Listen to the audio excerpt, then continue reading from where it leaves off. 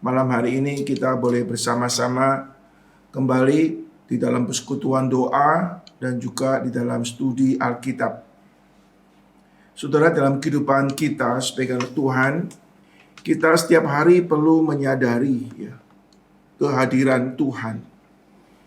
Kita perlu menyadari kehadiran Tuhan di dalam kesehari-harian dalam hidup kita. Bahwa Allah itu Allah yang Maha Hadir dan Allah menyertai kita. Dan ini harus menjadi suatu kesadaran rohani tiap hari, di mana kita juga bukan mengakui bahwa Allah itu ada, Allah itu hadir, tapi kita mau membangun relasi makin dekat dan makin mengenal Tuhan. Sarana anugerah untuk kita berelasi dengan Tuhan yaitu melalui doa-doa kita ataupun melalui firman. Di samping itu melalui persekutuan kita dengan saudara-saudara kita yang lain. Kita boleh menikmati hadirat Tuhan melalui personal relasi dengan Tuhan atau lewat persekutuan kita dengan orang lain. Karena Alkitab juga mengatakan 2-3 orang berkumpul dalam namaku, aku hadir di situ. Ya, kita juga setiap hari perlu peka dengan kehendak Tuhan, mau hidup seturut dengan firman Tuhan.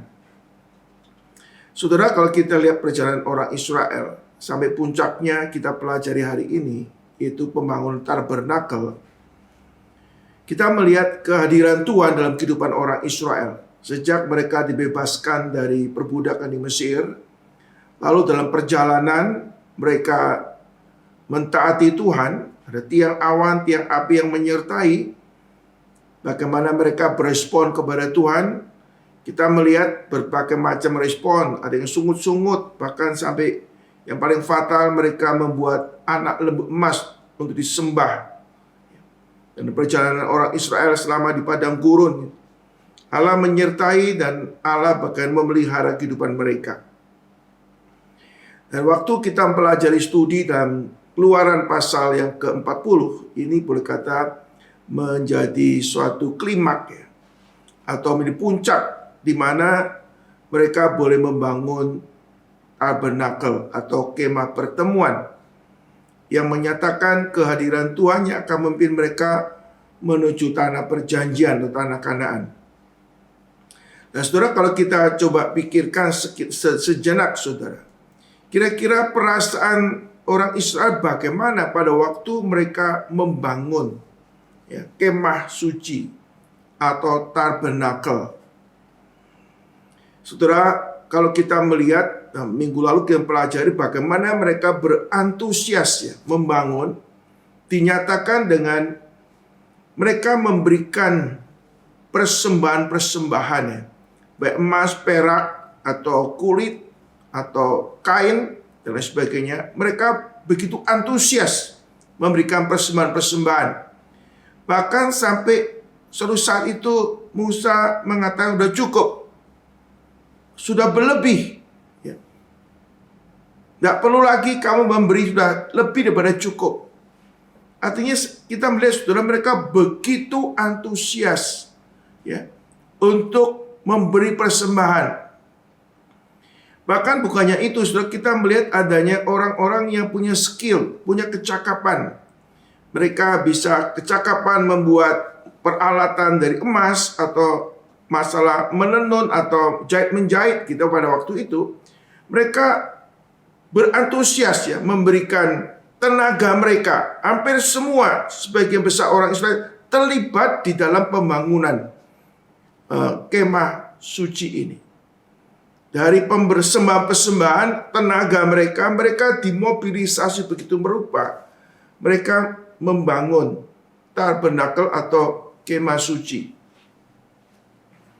Nah, kita hari ini sudah akan memikirkan mengenai ending atau puncak daripada pembangunan bait suci ini, saudara. Saudara, saya katakan hal apa yang mereka rasakan. Mereka bersuka cita, mereka antusias sekali. Kalau kita melihat, mari kita membaca dalam pasal ke-40 ini. Kita membaca lebih dulu pasal 40 ayat 1 sampai dengan ayat ke-16. Kita akan baca bagian ini. Berfirmanlah Tuhan kepada Musa, pada hari ini pada hari yang pertama dari bulan pertama haruslah engkau mendirikan kemah suci, yaitu kemah pertemuan itu. Kau tempatkanlah di dalam tabut hukum. Kau pasanglah tabir sebagai penudung di depan tabut itu. Kau bawalah ke dalamnya meja dan taruhlah di atasnya perkakas menurut susunannya. Kau bawalah ke dalamnya kandil dan kau pasang lampu-lampunya di atasnya. Kau taruhlah mezbah emas untuk membakar titipan di depan tabut itu. Kau gantungkanlah tirai pintu ke kemah suci. Kau taruhlah mezbah korban bakaran di depan pintu kemah suci, yakni kemah pertemuan itu. Kau taruh bejana pembasuhan di antara kemah pertemuan dan mezbah itu. Lalu kau taruhlah air ke dalamnya. Haruslah kau buat pelataran keliling dan kau gantungkanlah tirai pintu gerbang pelataran itu. Kemudian kau ambillah minyak urapan dan kau urapilah kemah suci dengan segala yang ada di dalamnya. Demikian harus engkau mengkuduskannya dengan segala perabotannya sehingga menjadi kudus. Juga kau urapilah mezbah korban bakaran itu dengan segala perkakasnya. Demikianlah engkau harus menguduskan mezbah itu, sehingga mezbah itu maha kudus. Juga kau urapilah bejana pembasuhan itu dengan alasnya, dan demikianlah engkau harus menguduskannya. Kemudian kau suruhlah Harun dan anak-anaknya datang ke pintu kemah pertemuan, dan kau basuhlah mereka dengan air.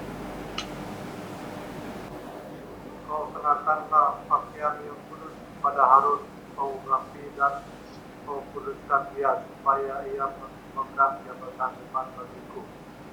Juga anak-anaknya, kau suruhlah mereka mendekat dan kenakanlah kemeja pada mereka. Urapilah mereka seperti kau mengurapi ayam mereka, supaya mereka memegang jabatan depan bagiku.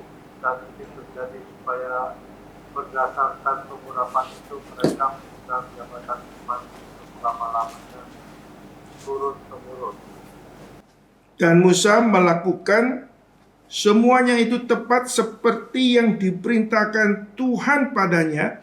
Demikian dilakukannya. Ayat 17. Dan terjadilah dalam bulan yang pertama tahun kedua, pada tanggal 1 bulan itu, maka didirikannya kemah suci. Saudara kasih Tuhan Yesus Kristus, kalau kita melihat sekilas latar belakang daripada pembangunan tabernakel ini, saudara, sebenarnya pembangunan kemah pertemuan, tempat ibadah ini menjadi tujuan utama orang Israel dibebaskan dari perbudakan di Mesir. Sejak awal Tuhan mengatakan, biarlah umatku pergi untuk beribadah kepadaku. Sekarang mereka membangun tempat ibadah atau kemah pertemuan atau kemah suci untuk mereka beribadah kepada Tuhan. Jadi disebutkan bulan pertama, tanggal pertama, tahun kedua. Berarti saudara, ini adalah peringatan ulang tahun pertama mereka tuh dibebaskan dari perbudakan di Mesir. Kita mengetahui tahun sebelumnya mereka diperbudak di Mesir. Nah, ini mereka boleh mengingat peristiwa tahun sebelumnya. Karya keselamatan yang Tuhan kerjakan di dalam kehidupan orang Israel. Nah, sekarang mereka boleh menjadi orang yang merdeka, bangsa yang merdeka. Jadi mengingat kemerdekaan setahun mereka dibebaskan dari perbudakan di Mesir. Ya, ini suatu peringatan yang penting sekali. Mereka membangun bait Allah, pertama kali membangun tabernakel kemah pertemuan yang menyatakan kehadiran Tuhan di tengah-tengah orang Israel. Tabernakel, saudara-saudara kata Yesus Kristus, di tempat Allah tinggal di situ. Kita melihat Allah yang maha tinggi, yang maha besar, mau tinggal di tengah-tengah manusia. Ini ada suatu anugerah Tuhan. Allah mau tinggal diam di tengah-tengah manusia. Siapakah manusia? Sehingga Allah begitu peduli kepada manusia. Dan Allah mau berelasi dengan manusia. Khususnya orang Israel, saudara. Kalau kita mengetahui, saudara, sebelum Adam jatuh dalam dosa, Taman Eden tempat di mana Allah hadir di situ. Dan manusia boleh menikmati kehadiran Tuhan di Taman Eden. Tapi setelah manusia jatuh dalam dosa, manusia diusir dari Taman Eden. Dan sekarang di dalam perjalanan orang Israel, perjalanan manusia, sekarang Allah boleh menyatakan kehadirannya melalui tabernakel, kemah pertemuan ini. Allah yang jauh, yang maha tinggi, mau turun di bumi ini dan tinggal di tengah-tengah manusia melalui tabernakel, tempat tinggal Allah ini. Nah, kita melihat, saudara, Allah menetapkan bentuk daripada kemah pertemuan ini. Ada blueprint yang Tuhan harus kerjakan. Boleh kata kemahadiran Allah dinyatakan di dalam kemah pertemuan ini, yaitu desainnya Tuhan sendiri. Ada penafsir mengatakan inilah bagaimana surga turun ke bumi. Desainnya dari Tuhan, desain surgawi turun ke bumi. Allah boleh menyatakan kehadirannya, juga Allah menyatakan pemerintahannya kepada umatnya orang Israel. Di samping itu, saudara, ini bukannya peringatan mereka dibebaskan dari perbudakan di Mesir. Ini juga menyatakan belas kasihan Tuhan yang besar. Karena kita mengetahui di dalam Keluaran pasal 32, mereka sudah tidak taat kepada Tuhan. Mereka membuat anak lembu emas untuk mereka sembah. Ini suatu kesalahan yang fatal yang seharusnya mereka dibuang oleh Tuhan. Tapi berkat anugerah Tuhan melalui pengantara Musa menjadi pengantara antara orang Israel dengan Tuhan. Tuhan boleh memberikan pengampunan dan Allah boleh melanjutkan karyanya dalam kehidupan orang Israel. Yang pada mulanya Allah sudah mengatakan, aku tidak bisa bersama-sama orang Israel. Aku akan membinasakan orang Israel. Tapi oleh belas kasihan Tuhan, Tuhan masih berkenan hadir, mengampuni dan membangun relasi kembali dengan orang Israel. Ini belas kasihan Tuhan yang besar. Allah mau hadir. Di sini, saudara, orang Israel boleh kata ada double syukur. Bukannya mengingat Allah membebaskan dari perbudakan di Mesir, tapi karena pengampunan Tuhan, kesetiaan Tuhan yang besar. Sebenarnya orang Israel nggak layak untuk dikasihi oleh Tuhan. Tapi karena belas kasihan Tuhan, Allah mau tinggal. Maka nih, saudara, saya percaya ada suatu perasaan syukur yang besar, perasaan sukacita yang besar di dalam mereka membangun kemah pertemuan ini, saudara. Saudara, orang yang belum diselamatkan, belum mengalami anugerah keselamatan, tak mungkin punya hati untuk berbagian dalam pekerjaan Tuhan. Kalau orang tidak menyadari belas kasihan Tuhan yang besar, kita orang berdosa yang nggak layak untuk menikmati kebaikan Tuhan, maka orang itu pasti dengan terpaksa untuk melakukan banyak aktivitas rohani. Kesadaran akan karya keselamatan, kesadaran akan belas kasihan Tuhan, itu memberikan motivasi seseorang untuk melayani dan berbagian di dalam pekerjaan Tuhan. Saudara, di sini katakan Allah yang sudah mendesain, ya, memberikan blueprint bagaimana Musa mendirikan kemah pertemuan. Di sini sudah katanya Tuhan menyerahkan kehendaknya kepada Musa.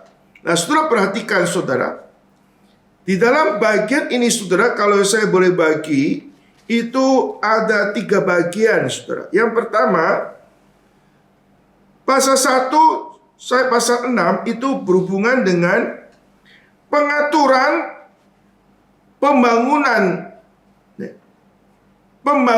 akan tabernakel, kemah pertemuan. Sekaligus pengurapan untuk setiap material yang akan dipakai di dalam pembangunan kemah pertemuan ini, Saudara. Ayat 1 sampai 16. Ayat 17 sampai 33 itu berhubungan pelaksanaan. Pelaksanaan akan pembangunan kemah suci atau tabernakel ini. Itu ayat 17 sampai ayat 33. Dan ayat 34 sampai 38 ini menyatakan di mana Allah menyatakan kehadirannya, kemuliaannya di dalam tabernakel itu. Jadi ayat 1 sampai 6 pengaturan dan pengurapan material yang akan dipakai untuk pembangunan tabernakel. Ayat 17 sampai 33 pelaksanaan Musa di dalam pendirian kemah suci.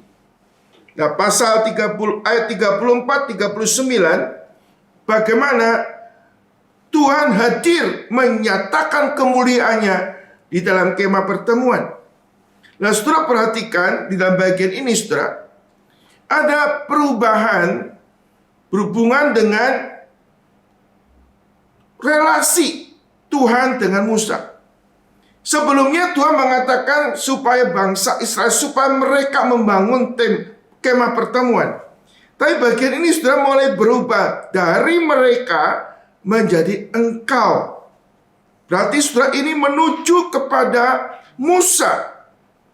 Pertanggungjawaban Musa di dalam pembangunan kemah pertemuan. Saudara, kita coba perhatikan. Di sini katakan, saudara, berfirmanlah Tuhan kepada Musa. Ya.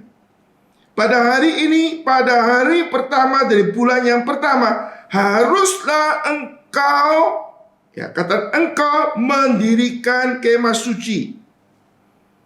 Ya. Ayat ketiga, kau tempatkanlah. Ayat keempat, kau bawalah, kau taruhlah. Ini berarti instruction Tuhan langsung kepada Musa.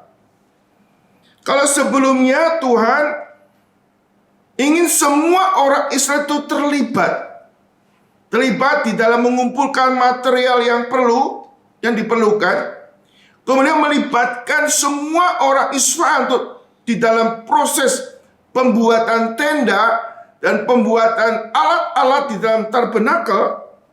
Tapi sekarang saudara, Allah memerintahkan Musa sebagai pelaksana pembangunan itu. Maka dikatakan engkau terus di dalam bagian ini relasi Musa dengan Tuhan. Tuhan berikan mandat kepada Musa atau memberikan suatu tugas kepada Musa untuk mengkoordinir di dalam proses pembangunan tabernakel ini, saudara.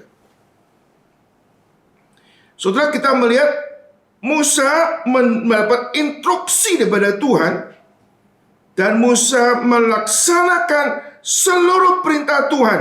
Ayat ke-16 dikatakan, dan Musa melakukan semuanya itu tepat seperti yang diperintahkan Tuhan kepadanya. Demikian dilakukannya. Saudara, ayat ke-16 ini ada sesuatu, Musa mempersiapkan bahan-bahan materi dan juga prosedur yang harus dilakukan. Misalnya sebelum barang-barang itu dipakai, perlu diurapi, perlu dikuduskan, artinya nggak sembarangan, saudara. Benda-benda ini dikuduskan, termasuk Harun, anak-anak yang dikuduskan. Ada penempatan pengaturan material, termasuk pengaturan harus bagi imam besar, sekaligus dikuduskan. Bukannya diperiksa apakah sudah sesuai dengan prosedur Tuhan, tapi juga dikuduskan, diurapi, sungguh-sungguh bahwa semuanya ini dipersembahkan kepada Tuhan. Kita mengakui Tuhan tidak ingin persembahan yang cacat. persembahan yang kudus dan yang berkenan kepada Tuhan. Artinya saudara, ini persembahan yang pengaturan yang baik dan persembahan yang baik. Baik pengaturannya atau materialnya dikerjakan dengan excellent, saudara. Dan Musa sudah mempersiapkan semua dengan baik.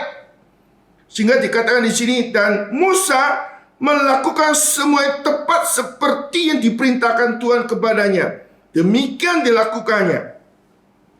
Nah, kalau kita lihat ayat 17 sampai dengan ayat ke-33, ini detailnya, ya.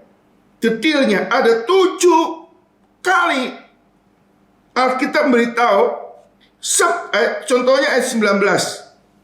Seperti yang diperintahkan Tuhan kepada Musa. Ya. Ayat 21 bagian akhir. Seperti yang diperintahkan Tuhan kepada Musa. Ayat 23. Seperti yang diperintahkan Tuhan kepada Musa. Ayat ke-25. Seperti yang diperintahkan Tuhan kepada Musa. Ayat 26. Seperti yang diperintahkan Tuhan kepada Musa. Ayat 29. Seperti yang diperintahkan Tuhan kepada Musa. Ayat 32. Seperti yang diperintahkan Tuhan kepada Musa. Demikianlah diselesaikan Musa pekerjaan itu, saudara. 7 kali secara persiapan, pengaturan penempatan masing-masing tempat. Kita mengakui ada ruang Maha Kudus, ruang kudus, ada pelataran kudus. Dan di dalam ruang Maha Kudus ada tabut perjanjian, ada mezbah tupak emas, ada kandil emas, meja roti sajian. Di situ juga ada 4 tenda tudung tabernakel. Di situ juga ada namanya pintu kemah. Ada bagian-bagian, ada barang-barang yang ditempatkan di ruang kudus. Di pelataran kudus ada bejana pembasuhan, ada mezbah korban bakaran. Ada ruang Maha Kudus, isinya tabut perjanjian. Ruang kudus, mezbah, kandil, meja roti sajian, dan yang lain-lain. Ada masing-masing ada pada tempatnya, saudara. Ada pengaturannya, lalu setelah diatur, ditempatkan, dikuduskan untuk Tuhan. Artinya saudara, kita melihat ada pengaturan Tuhan. Tuhan itu suka yang tertib, yang rapi. Ini ada suatu desain surgawi yang diterapkan di bumi, saudara. Dan kita melihat Musa setia kepada Tuhan. Setia di dalam membangun tembok, membangun tabernakel ini. Kalau di dalam surat Ibrani mengatakan Musa adalah orang yang setia kepada seluruh rumah Tuhan. Ini menyatakan, saudara, bukannya gedungnya, tapi bagaimana Musa setia memperhatikan kehidupan orang Israel selama di padang gurun seperti yang diperintahkan Tuhan. Saudara, mari kita melihat di dalam surat Ibrani, ya, yang menyatakan bagaimana Musa setia kepada seluruh umat Allah. Ibrani pasal ketiga ayat 1-6. Ibrani pasal ketiga. Saya akan bacakan dulu, saudara sekalian. Sebab itu, saudara-saudara yang kudus, yang mendapat bagian dalam panggilan surgawi, pandanglah kepada rasul dan imam besar kita yang kita akui, yaitu Yesus, yang setia kepada Dia yang telah menetapkannya, sebagaimana Musa setia dalam segenap rumahnya. Sebab ia dipandang layak mendapat kemuliaan yang lebih besar daripada Musa, sama seperti ahli bangunan lebih dihormati daripada rumah yang dibangunnya. Setiap rumah dibangun oleh seorang ahli bangunan, tetapi Allah ahli bangunan segala sesuatu ialah Allah. Dan Musa memang setia dalam segenap rumah Allah sebagai pelayan untuk beri kesaksian tentang apa yang akan diberitakan kemudian. Tapi Kristus sebagai anak Allah mengepalai rumahnya, dan rumahnya ialah kita. Jika kita sampai pada akhirnya teguh berpegang kepercayaan dan pengharapan yang kita megahkan. Kita melihat di dalam kehidupan Musa, Musa setia mengerjakan pekerjaan Tuhan. Setia juga dalam mengembalakan umat Tuhan. Ini menuju kepada Kristus. Kristus sebagai, boleh kata Musa, tipologi Kristus yang melaksanakan apa yang Bapa kehendaki. Kita kembali di sini saudara Yesus Kristus. Musa bagaimana setia mengerjakan pekerjaan Tuhan.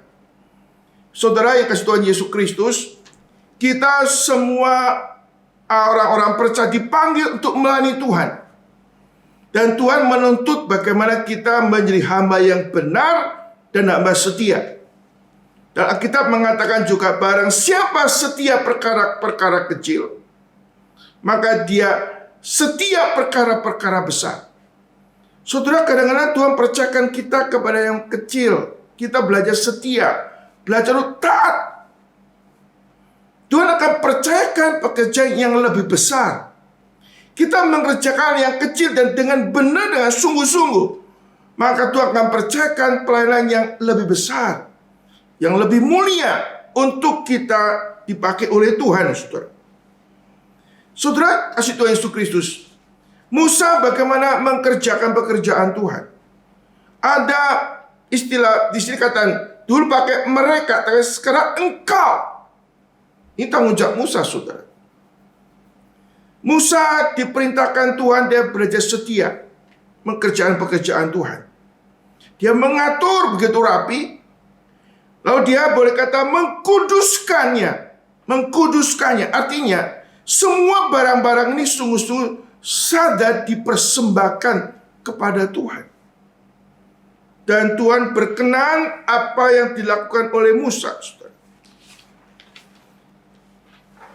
Saudara, kasih Tuhan Yesus Kristus, orang Israel menyambut dengan antusias untuk mendukung apapun yang dikerjakan oleh Musa sebagai wujud ketaatan kepada Tuhan. Saudara, kata Yesus Kristus, Musa melaksanakan tugas ini dengan suatu kesadaran betul-betul. Ini tugas yang Tuhan percayakan. Dia begitu, saya nggak bisa bayangkan, saudara. Ya, kalau saya tuh suka melihat orang bangun tenda.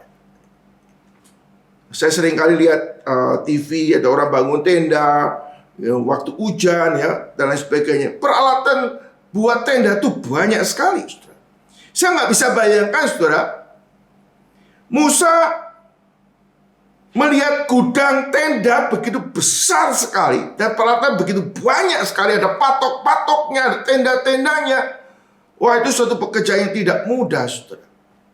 Dan Musa mengerjakan itu dengan setia. Saudara, diperkirakan penafsir mengatakan bahwa tugas membangun tenda dan menempatkan barang-barang semua ini sekitar dikerjakan untuk 6 bulan. 6 bulan untuk mengatur semua hingga jadi, saudara. Ini pekerjaan perlu ketekunan, perlu kerja keras, ya. Bukan langsung jadi, ya, saudara. Kalau kita melihat compare, saudara, kalau Tuhan menciptakan dunia ini selama 6 hari menciptakan dunia ini. Dalam sekejap 6 hari itu selesai. Tapi untuk membangun tabernakel ini, saudara, ini memerlukan waktu sekitar 6 bulan, saudara. Ini pekerjaan yang tidak mudah. Perlu ketekunan, perlu kesetiaan, tanggung jawab. Suatu pekerjaan yang luar biasa. Tabernakel yang menyatakan kehadiran Tuhan. Saudara, kata Yesus Kristus, kalau kita melihat tabernakel itu kita hubungkan dengan perjanjian baru, saudara. Tabernakel yang sesungguhnya yaitu Kristus yang berinkarnasi.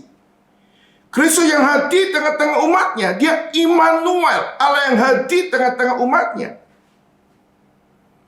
Saudara-saudara Yesus Kristus, Kristus datang ke dunia untuk hadir menyelamatkan orang berdosa, untuk didamaikan dengan Allah, untuk diselamatkan dari perbudakan dosa. Dan Kristus hadir tinggal di dalam kehidupan orang-orang percaya. Ini satu anugerah Tuhan, saudara. Anugerah Tuhan, Tuhan menyelamatkan kita.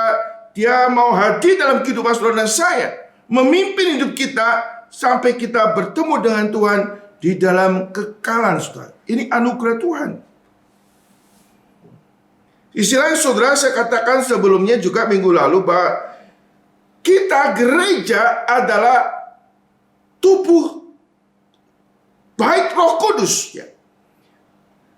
Di mana kita sebagai anak-anak Tuhan, kita adalah ditebus jadi milik Tuhan. Tuhan mau hadir di dalam kehidupan saudara dan saya. Atau Alkitab katakan bahwa kita ini bait Roh Kudus. Allah mau hadir dalam kehidupan saudara dan saya. Dan dia memimpin kehidupan kita satu langkah demi satu langkah.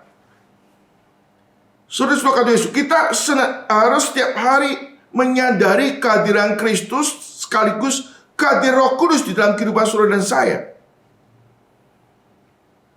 Dia hadir dalam kehidupan saudara dan saya. Dan kita adalah milik Tuhan. Orang Israel boleh menikmati kehadiran Tuhan. Mereka boleh bersuka cita dalam Tuhan, menikmati kehadiran Tuhan di dalam tabernakel ini, saudara. Kita melihat di mana Musa telah menyelesaikan pembangunan tabernakel dengan tepat seperti yang Tuhan perintahkan. Lalu kita melihat Allah berkenan hadir di tengah-tengah mereka. Bukan sekedar hadir, boleh menyatakan kemuliaannya, saudara. Mari kita sambung, saudara, dengan membaca ayat ke-34 sampai 38. Saya akan bacakan dua ayat 33 sampai 38. Didirikanlah tiang-tiang pelataran sekeliling kemah suci, dan mezbah itu digantungkannya lah di tirai pintu gerbang pelataran itu. Demikianlah diselesaikan Musa pekerjaan itu. Lalu awan itu menutupi kemah pertemuan, dan kemuliaan Tuhan memenuhi kemah suci, sehingga Musa tidak dapat memasuki kemah pertemuan, sebab awan itu hinggap di atas kemah itu, dan kemuliaan Tuhan memenuhi kemah suci. Apabila awan itu naik dari atas kemah suci, berangkatlah orang Israel dari setiap tempat mereka berkemah. Tetapi jika awan itu tidak naik, maka mereka pun tidak berangkat sampai hari awan itu naik. Sebab awan Tuhan itu di atas kemah suci pada siang hari, dan pada malam hari ada api di dalamnya, di depan mata seluruh umat Israel dan setiap tempat mereka berkemah. Saudara, kita melihat setelah tabernakel atau kemah suci, kemah pertemuan itu dibangun, saudara, selesai dibangun, saudara kata Yesus, kita melihat ada awan menutupi kemah pertemuan itu. Kemuliaan Tuhan memenuhi kemah suci. Saudara, Yesus, kalau kita bicara mengenai awan, saudara, awan itu sudah menyertai mereka selama setahun, saudara. Tapi kali ini, saudara, awannya sama, tapi kemuliaannya berbeda, saudara. Allah boleh hadir dan menyatakan kemuliaannya di dalam kemah suci itu, saudara. Saudara, kita melihat pengalaman Musa mengalami pertemuan dengan Tuhan, mengalami kehadiran Tuhan, melihat kemuliaan Tuhan itu beberapa kali Musa boleh menikmati, saudara. Dan ini ada pengalaman yang autentik yang Musa alami dalam kehidupannya, saudara. Saudara, dalam kehidupan kita perlu ada pengalaman rohani. Kita nggak cukup hanya memahami Tuhan secara intelektual atau secara akademik, secara teori belaka. Kita harusnya punya kerinduan juga boleh menikmati kehadiran Tuhan. bahkan menikmati campur tangan Tuhan yang personal dalam kehidupan saudara dan saya. Pengalaman rohani yang hidup dengan Tuhan. Dan ini saudara, Musa boleh mengalami. Dan Musa juga ingin pengalaman rohani itu juga dialami oleh orang-orang Israel pada waktu itu. Saudara, mereka bukannya mengenal Allah yang mati, tapi Allah yang hidup, yang hadir dan menyatakan suatu fenomena adanya awan yang hadir di situ, yang menyatakan kehadiran Allah di dalam kehidupan orang Israel, saudara. Saudara, mereka secara visual melihat awan itu menutupi kemah pertemuan, dan kemuliaan Tuhan memenuhi kemah itu. Saudara, ini ada Tuhan memberikan suatu pengalaman secara visual melihat, dan mereka boleh menikmati kehadiran Tuhan. Saudara, mungkin kita enggak persis seperti orang Israel. Mungkin kita enggak lihat awan yang kita lihat, saudara. Atau kita enggak lihat api secara mata jasmani, saudara. Tapi kita dengan iman, kita boleh yakin bahwa Allah itu hidup, Allah itu hadir dalam kehidupan saudara. Bagaimana engkau berespon akan kehadiran Allah? Saudara, saya percaya setiap orang percaya yang telah dilahirkan baru jadi anak-anak Allah, ada Roh Kudus di dalam hatinya, dalam hidupnya. Roh Kudus ini memberikan suatu kesadaran kepada kita secara rohani, ada kehadiran Allah, dan kita berespon terhadap kehadiran Allah dengan cara bagaimana? Saudara, kita mengakui kehadiran Allah dinyatakan dalam pribadi Kristus. Tak seorang pun melihat Allah kecuali anak tunggal Allah yang ada di pangkuan Bapa yang menyatakannya. Waktu kita percaya kepada Tuhan Yesus Kristus, menempatkan sebagai Tuhan dalam hidup kita, kita tahu dia Allah yang telah bangkit dari orang mati, dia Allah yang hidup. Dia mau hadir dalam kehidupan saudara dan saya. Bahkan Alkitab mengatakan 2-3 orang berkumpul dalam namaku, aku hadir di situ, saudara. Kita boleh menikmati kehadiran Allah di dalam Kristus. Saudara, kita melihat jemaat mula-mula mereka berkumpul tiap-tiap hari, tiap-tiap minggu mereka beribadah kepada Tuhan. Mereka boleh menyadari kehadiran Allah dan menikmati kehadiran Allah. Yang kedua, saudara, kita boleh menikmati kehadiran Allah melalui firman. Saudara, firman Tuhan adalah sarana kita boleh mengenal dan berrelasi dengan Tuhan. Pada waktu kita ada setiap waktu untuk bergaul dengan Tuhan, kita membaca firman Tuhan, kita minta petunjuk Tuhan dan firman Tuhan, dan firman Tuhan memberikan bijaksana kepada kita. Dan kita boleh menikmati kehadiran Tuhan melalui firman yang kita baca itu, saudara. Alkitab katakan firman-Mu adalah pelita bagi kakiku, terang bagi jalanku. Firman itu begitu hidup dalam kehidupan saudara dan saya. Bila tersingkap firman memberikan bijaksana kepada orang-orang bodoh. Saudara, kata Yesus Kristus, untuk meningkatkan kesadaran kita kepada Tuhan, untuk meningkatkan kita lebih mengenal Tuhan, kita perlu mendisiplin diri untuk membaca firman.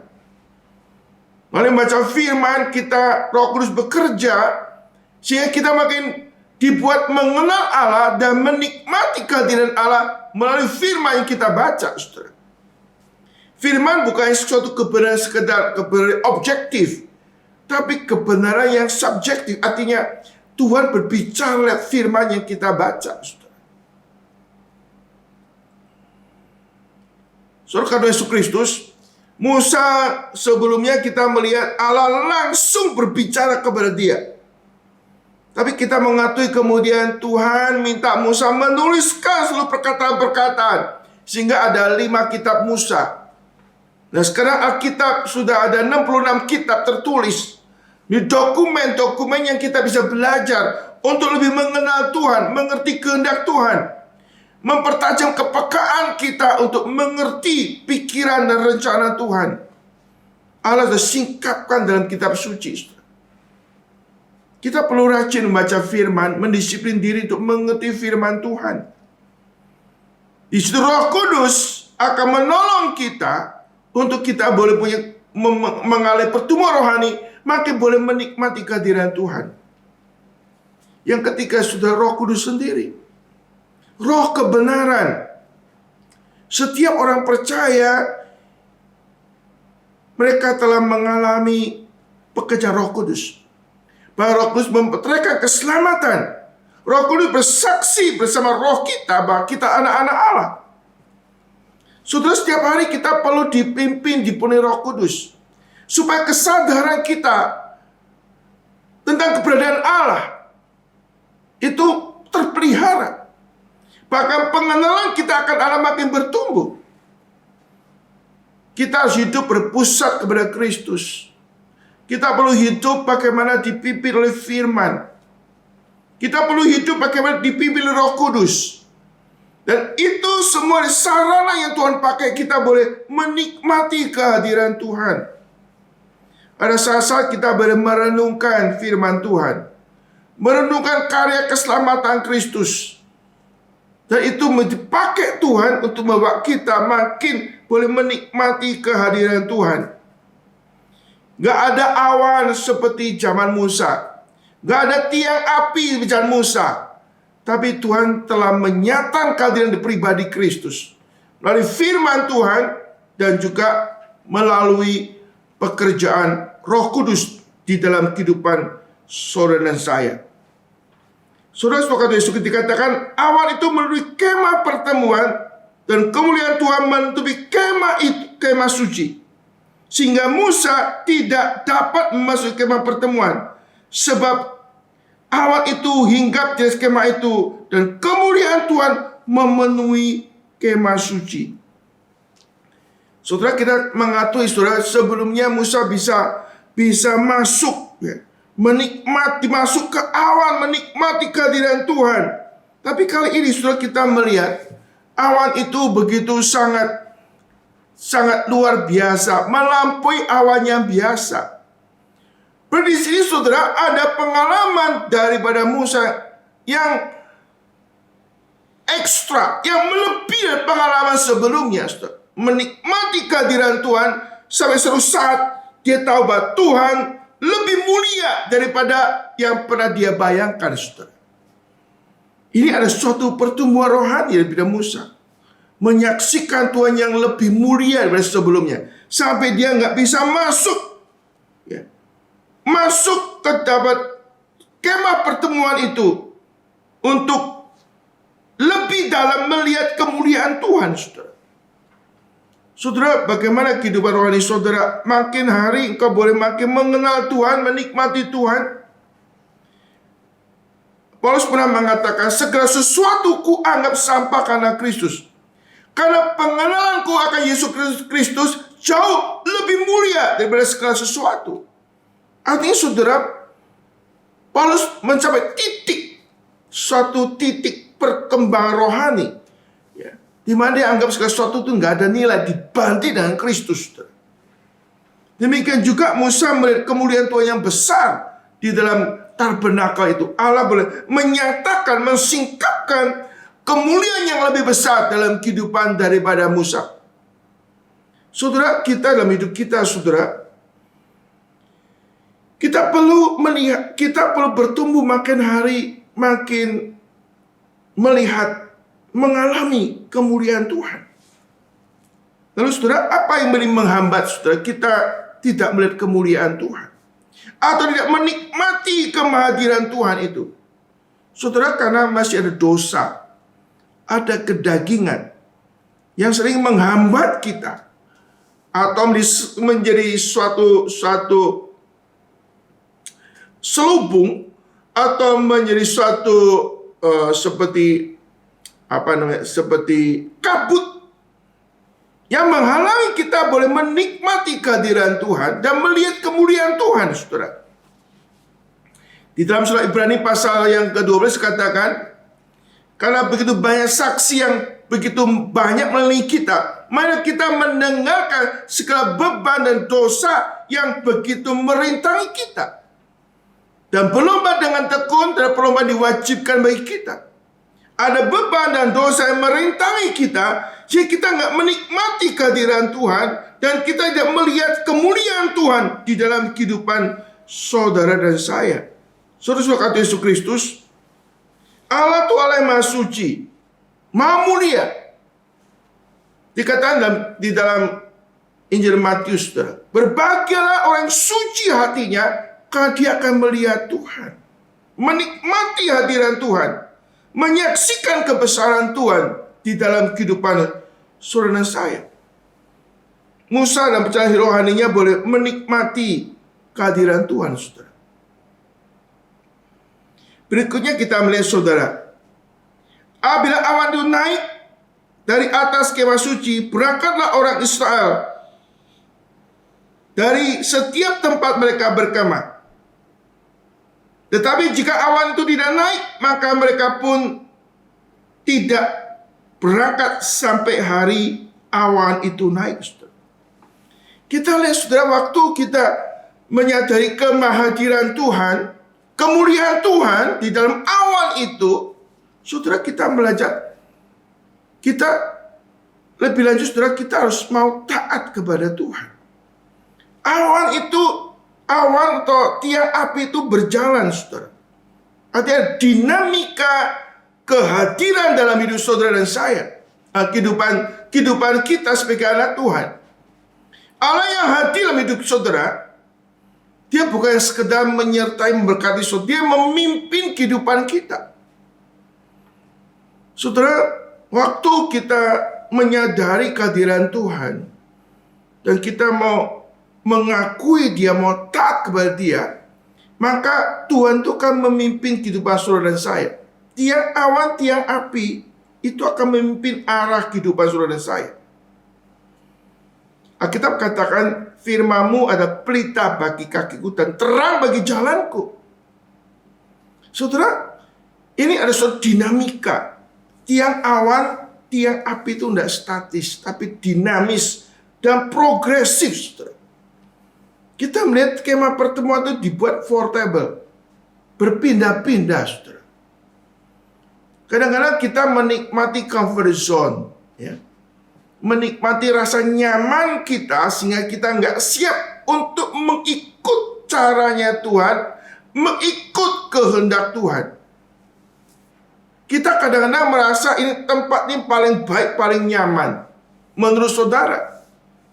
Tapi mungkin Tuhan lain. Tuhan punya maksud memimpin, mengarahkan kehidupan saudara dan saya.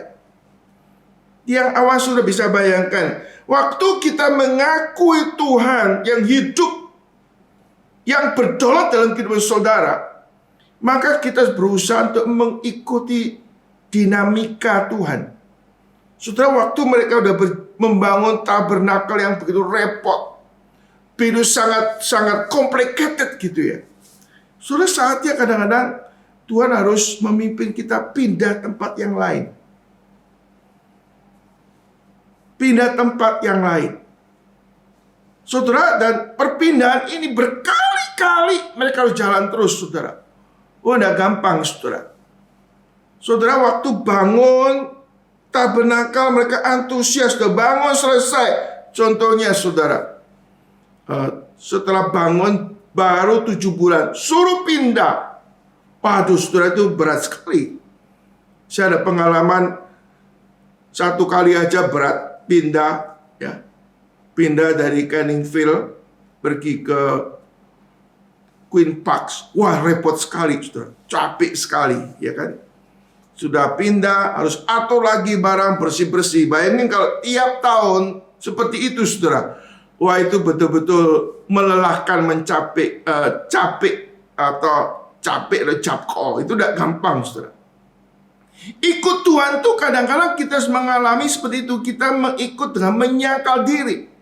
Kita belajar untuk taat kepada Tuhan. Belajar untuk tunduk kepada Tuhan. Karena Tuhan pimpinannya nggak pernah salah. Orang Israel, saudara, waktu mereka melihat kemuliaan Tuhan di tabernakel di suatu tempat di Gunung Sinai, lalu mereka berjalan terus sampai menuju tanah perjanjian. Hidup kita ini suatu perjalanan, saudara. Nah, Tuhan memimpin kemana kita nggak tahu. Tugas kita hanya mau taat kepada Tuhan, mau minta pimpinan Tuhan. Saya percaya kalau sudah taat kepada Tuhan, maka dimanapun kau berada nggak jadi masalah. Engkau boleh melihat kehadiran Tuhan, campur tangan Tuhan, pemeliharaan Tuhan, berkat Tuhan akan menyertai kita dimanapun Tuhan mengutus kita. Karena Tuhan berjanji, aku akan menyertai engkau kemanapun engkau pergi. Sudah kata Yesus Kristus, kita melihat seperti Abraham, tinggalkan rumah bapamu, negerimu, ke negeri ku tunjukkan kepadamu. Abraham harus meninggalkan Ur Kasdim. Wah, jauh pergi ke Kanaan, saudara. Lalu dia dari Ur Kasdim, dia sudah nyaman di Haran. Tapi Tuhan suruh jalan lagi. Hidup suatu perjalanan seperti musafir, saudara.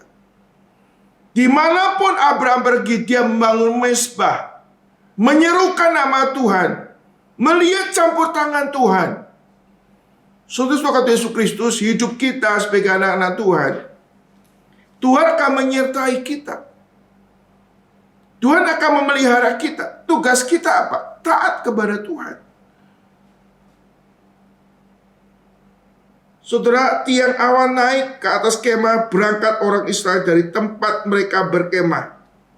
Tapi jika awan itu tidak naik, mereka tidak berangkat sampai hari awan itu naik. Saudara, kata Yesus, itu dinamika kehidupan kita sebagai anak Tuhan. Hidup kita ini di dunia sementara. Kita kapan pulang ke surga nggak tahu, saudara. Yang penting dimanapun kita berada, kita boleh menikmati penyertaan Tuhan, menikmati kehadiran Tuhan. Itu yang memberikan sukacita, damai sejahtera di dalam kehidupan saudara dan saya, saudara. Berikutnya, saudara, tapi sebab awan Tuhan itu ada di kemah suci pada siang hari, dan pada malam hari ada api di dalamnya, di mana seluruh umat Israel pada setiap tempat mereka berkemah. Saudara, Tuhan Yesus Kristus, Tuhan bukannya sekedar memimpin kita, mengarahkan kita, tapi Tuhan mau bekerja dalam kehidupan saudara dan saya. Supaya apa? Lewat kehidupan saudara dan saya, orang boleh melihat kehadiran Tuhan, campur tangan Tuhan. Saudara, kita bukannya sekedar menikmati kehadiran Tuhan, menikmati pemeliharaan Tuhan, tapi kita dipanggil untuk menjadi saksi Tuhan. Dimanapun kita berada, kita boleh menyatakan kehadiran Tuhan dan perbuatan Tuhan yang ajaib. Sehingga orang boleh melihat Tuhan yang hidup di dalam kehidupan saudara dan saya. Saudara, kita melihat orang Israel pengalaman perjalanan bersama dengan Tuhan itu pengalaman yang bukan hanya secara personal mereka alami, tapi bangsa-bangsa lain menyaksikan Allah hadir, Allah bekerja dalam kehidupan orang Israel. Saudara, dalam kehidupan kita sebagai anak Tuhan, kita ada nempel nama Tuhan dalam hidup saudara. Kita ada label, kamu ini anak Tuhan, kamu ini orang percaya kepada Tuhan. Jangan sampai hidup kita itu punya kesan yang buruk, punya reputasi yang buruk, atau kita menjadi batu sandungan bagi orang lain. Bila orang boleh melihat Tuhan yang hidup, yang berkarya dalam kehidupan saudara, dan mereka melihat kebesaran kemuliaan Tuhan, dan jangan hidup kita menjadi orang yang menjadi batu sandungan, atau kita punya reputasi yang buruk. Saudara, di dalam 1 Petrus, ya, coba kita melihat pasal kedua, saudara. Kita membaca ayat yang ayat ke-9-nya sampai 10 saja, ya. Saya akan baca Rasul sekalian. Tetapi kamulah bangsa yang terpilih, imamat yang rajani, bangsa yang kudus, umat kepunyaan Allah sendiri, supaya kamu memberitakan perbuatan-perbuatan yang besar dari Dia yang telah memanggil kamu keluar dari kegelapan kepada terangnya yang ajaib. Kamu yang dulu bukan umat Allah, tetapi sekarang kamu telah menjadi umatnya. Yang dahulu tidak dikasihani, tapi sekarang telah beroleh belas kasihan. Saudara, kata Tuhan Yesus Kristus, dimanapun kita sekarang hadir, kita ada, ditempatkan Tuhan. Kita berdoa kepada Tuhan supaya kehadiran Tuhan, kemuliaan Tuhan dinyatakan dalam kehidupan saudara. Artinya saudara, kita minta diberi kekuatan untuk hidup benar depan Tuhan, sehingga hidup kita menjadi saksi Tuhan. Alkitab katakan, kamulah garam dunia, kamulah terang dunia. Hidup kita harus punya pengaruh yang positif di lingkungan kita berada. Hidup kita menjadi saksi, sehingga orang boleh lihat perbuatan baik memuliakan Bapa di surga. Saudara, kita sebagai orang tua atau sebagai bagian dari masyarakat, orang boleh melihat kehidupan kita. Jadi orang sungguh-sungguh takut kepada Tuhan, yang menjauhi kejahatan, yang nurut firman. Saudara, kata Yesus Kristus, dimanapun kita berada, kalau kita menjadi kehadiran Tuhan, walaupun kadang-kadang kita mengalami kesulitan, kita berbeda dengan orang-orang lain yang gak percaya kepada Tuhan. Alkitab katakan di dalam Filipi pasal 4:13, segala perkara dapat kutanggung di dalam Dia yang beri kekuatan kepadaku. Kita punya sikap yang berbeda dalam menghadapi kesulitan. Orang boleh melihat kehadiran Tuhan dalam kehidupan saudara saya. Kalau kita melihat kehidupan Yusuf, Yusuf disertai Tuhan. Allah berhasil apapun yang dikerjakan di tengah kesulitan, di tengah-tengah segala macam masalah kehidupannya, dia bisa melihat Allah manusia mereka yang jahat, tapi Tuhan mereka kebaikan. Saudara, Yusuf di dalam keadaan apapun dia boleh melihat Tuhan itu hidup, saudara, menyertai dia. Kita juga melihat dalam kehidupan yang namanya Daud, saudara. Daud bukan orang yang sempurna, dia pernah ada kelemahan, dia berzina dengan Batseba, dia membunuh Uria. Tapi dan sebagian besar hidupnya dia boleh menyatakan kehadiran Tuhan.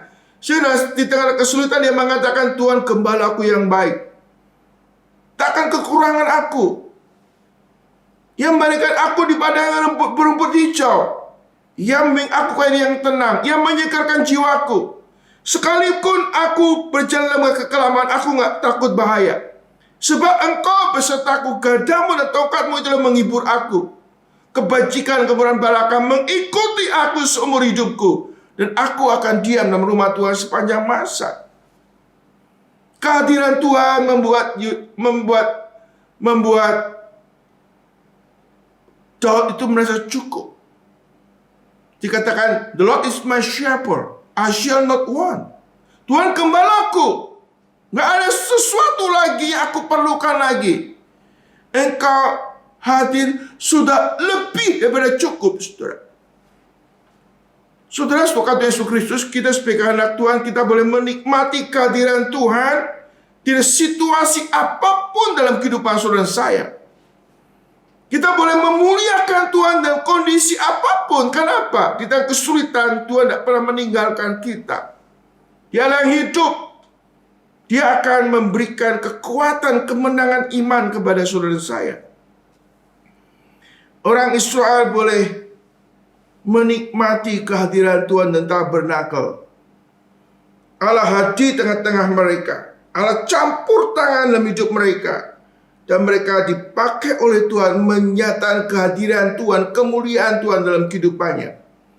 Biarlah kita sebagai anak Tuhan, saudara, kita boleh setiap hari kita boleh menyadari kemahadiran Tuhan. Kita boleh menikmati Tuhan. Kita mau lebih dekat kepada Tuhan. Merindukan campur tangan Tuhan segala aspek hidup saudara dan saya. Sehingga lebih hidup saudara, nama Tuhan dipermuliakan. Bahkan orang-orang sekitar kita boleh melihat campur tangan Tuhan, melihat pekerjaan-pekerjaan Tuhan, dan mereka boleh memuji Tuhan. Kiranya firman Tuhan ini boleh menjadi kekuatan penghiburan kita sebagai anak Tuhan. Tuhan telah memimpin orang Israel sampai pada suatu happy ending di dalam buku Keluaran ini. Mereka boleh endingnya boleh menikmati tabernakel. Allah hadir tengah-tengah mereka, dan mereka boleh melihat kemuliaan Tuhan. Dan lebih lagi, mereka yakin Tuhan hadir akan memimpin, menyelesaikan perjalanan yang harus mereka tempuh menuju tanah perjanjian. Apapun kesulitannya, yang penting Tuhan hadir. Allah ikut campur tangan dalam segala sesuatu untuk mendatangkan kebaikan bagi orang yang berharap dan menantikan Dia. Kiranya Tuhan berkati saudara dan saya.